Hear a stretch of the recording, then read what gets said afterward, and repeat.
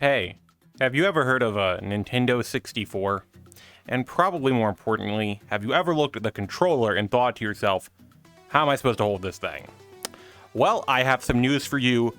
You're idiot.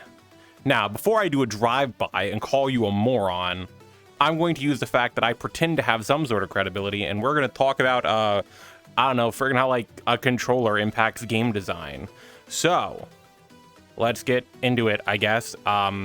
So one of the first things you need to understand about this thing is that you're not actually supposed to be able to press every button at any given time. So yeah, that's pretty neat. You're wondering why would you do this? Why would you make a controller you can't hold, and then press every button? Well, if you really look at it, it's probably the result of how the Nintendo 64 controller was designed. And that is, it was designed for Super Mario 64. Kind of leave the L button and the D-pad a little unused. Probably because they were like, well, we need to include it because it'd be weird to not have it, my guess. And maybe we'll use it later. So a lot of design choices were made with Super Mario 64 in mind, possibly slightly adapted to be a little bit more universal. The primary one being slapping that joystick in the middle of your Nintendo 64 controller and then throwing a button behind it. That's because really what's going on is the Nintendo 64 controller is designed to be held differently depending on what game you're playing.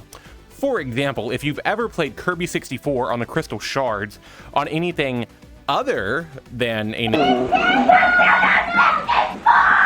Wii, so namely the Wii and the Wii U, I guess, in terms of our official capacities here, you'll notice it would it lets you use the joystick on the GameCube controller, but when you go to play that on Nintendo Switch Online, no, you need to use the D-pad. Because that's how it was back in the far-off year of 2000, I think. Yeah.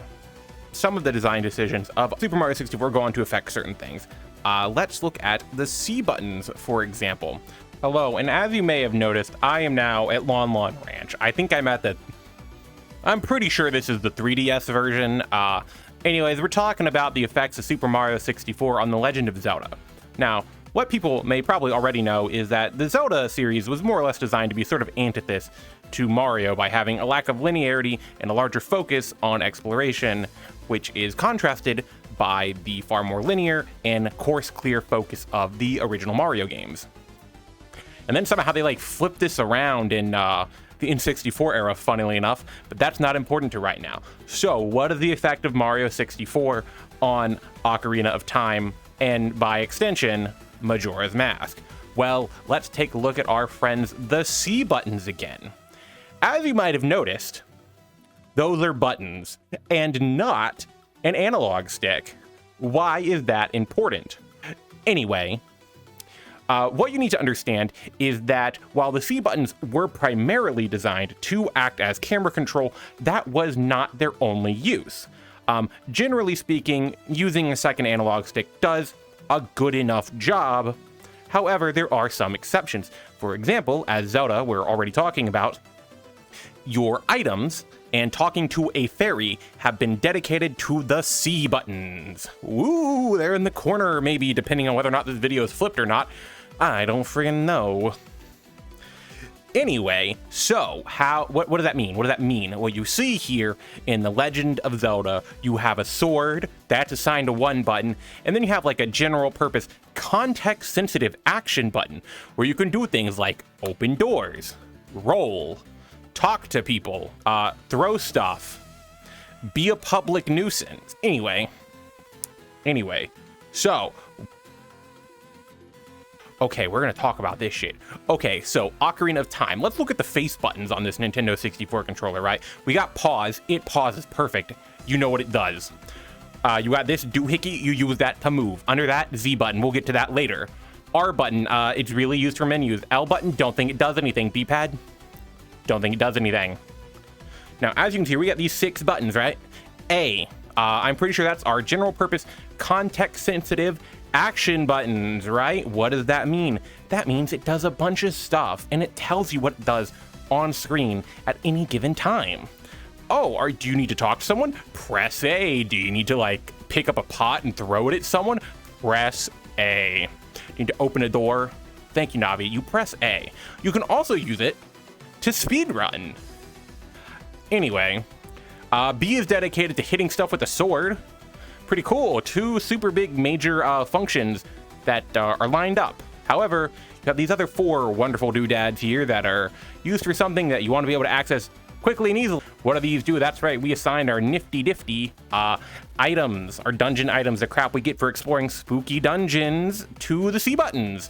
There you go, you got 3 of them accessible at any given time. Plus, you can talk to a fairy and I think go in first person mode with the top one. I'm pointing at stuff, but I don't have like individually modeled fingers. These are textured on right now.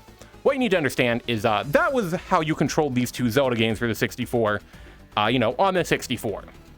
If you also might have noticed, every other Nintendo controller after that does not have like 6 face buttons like this.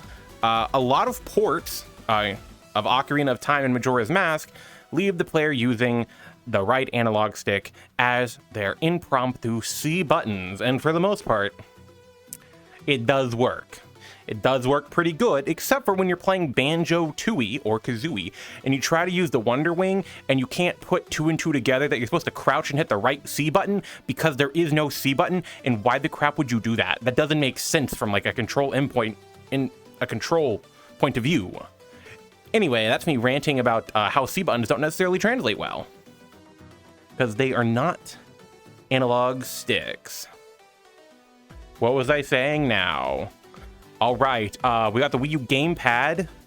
Honestly, not a whole lot of stuff made too much good use of it. You can watch his narrow video on Star Fox Zero, I guess. I haven't played that yet. I have a factory sealed copy, but I haven't played it yet. Can't wait to devalue that thing. I got it for like 30 bucks off eBay, so who cares?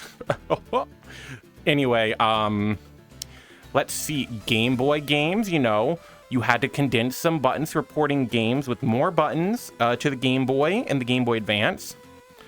Oh, there is this idea of something called skeuomorphism, where you make something that's new resemble something that's old to kind of hint towards what its purpose is. For example, the button to hang up, which isn't even a button anymore, looks like you're putting a phone receiver down or picking one up.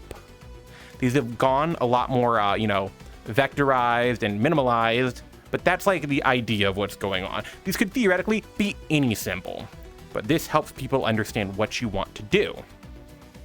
So, one of the examples of skeuomorphism, in a sense, being retained, and maybe to the detriment of a game, is if we look at Yoshi's Island. Now, if you look at the Super Nintendo buttons, you'll see you have no analog stick. However, a pretty important function of Super Mario World 2 Yoshi's Island is being able to aim these eggs. How do you do that? You kind of don't. You have this cursor that flicks back and forth and you can lock it in place. And that's objectively a result of a hardware limitation. So, jump forward to Yoshi's Story, effectively the immediate gameplay sequel to Yoshi's Island. You get to use the analog stick to aim. Wonderful, beautiful, makes a lot of sense. Now let's jump forward to Super Mario Advance 3. I hope I'm getting that right. Yoshi's Island. Am I right? What? Maybe it was Advance 2. I don't remember. I'm gonna fact check this in the subtitle. The one subtitle I add.